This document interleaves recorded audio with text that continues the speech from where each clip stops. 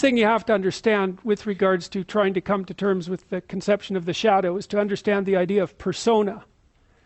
And persona is the you that you present when you want people to accept and like you. Often like. Let's say that you go to a party and you're trying to impress the people that are there and you're trying to get them to like you. And so you maybe get jabbed at a little bit and you laugh and you go along with everyone so that they like you, and then you go home and you're bitterly resentful about the way that you were put down at this party. And that's going to make all sorts of aggressive, I wish I could have said, it's going to make all sorts of aggressive and vengeful thoughts sort of flash through your imagination. Well, the first part of the problem is that you were too much persona, right? You sacrificed yourself in some sense at the party so that people would like you.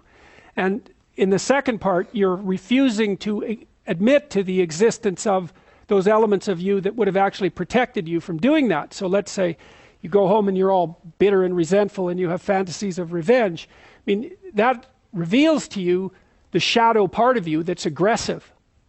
And the thing is, you actually need that, because if you would have integrated that more successfully into your personality, when you went to the party, you wouldn't have had to let people put you down to get them to like you.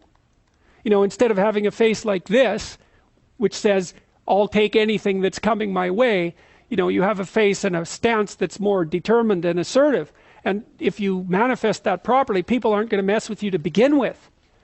But you may have already adopted a morality that says, well, I have to be likable and I shouldn't do anything that causes any conflict and I shouldn't ever hurt anybody's feelings. And so you're just to present yourself as a punching bag, and you think that that makes you a good person, but it doesn't. And there's no integration of the shadow in that situation.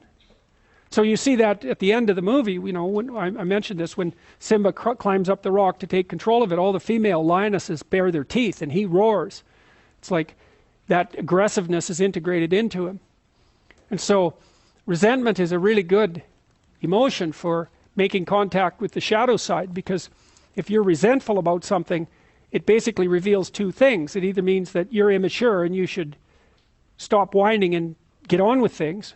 Someone's asked, this often happens with adolescents who are asked, say, by their mother to clean up their room. They get all resentful about it. It's like, shut up and clean up your room. It's not that much to ask.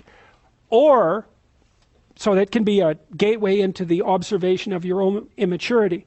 Or it's possible that you're resentful because people really have been poking at you too much and taking cheap shots at you and oppressing you. But what that means is that you've got some things to say that you haven't been willing to say or don't know how to say, right? You can't stand up for yourself properly. And in order to do that, you have to grow some teeth and be willing to use them. And again, that's something that might violate your morality, because you might say, well, I shouldn't be able to bite people. And the thing is, yes, you should be able to bite people hard. And if you're able to bite them, then generally you don't have to. But they need to know that you can, because otherwise, especially people who are badly socialized, they'll just keep encroaching on you and encroaching on you and encroaching on you and encroaching on you until you put up a wall. Like someone who's really well put together won't do that, because they're sophisticated.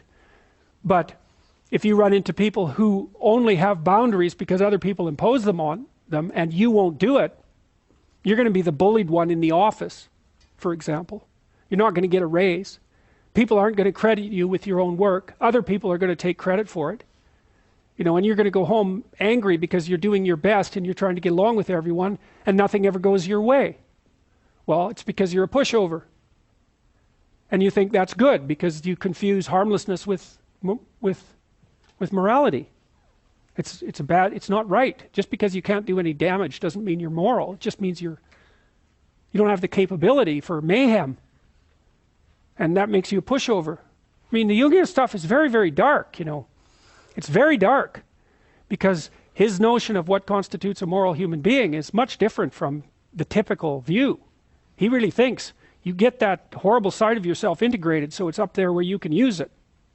Because otherwise you're dangerous. You can't say no to people, and you'll go along with the crowd. And then if the crowd does something particularly pathological, which it's liable to do, you won't be able to resist it. You won't have the strength of character. And so then you'll fall prey to crowd pathology. And it'll be because you're too agreeable with a, with a shadow resentful side that the crowd and its murderous intent is going to act out.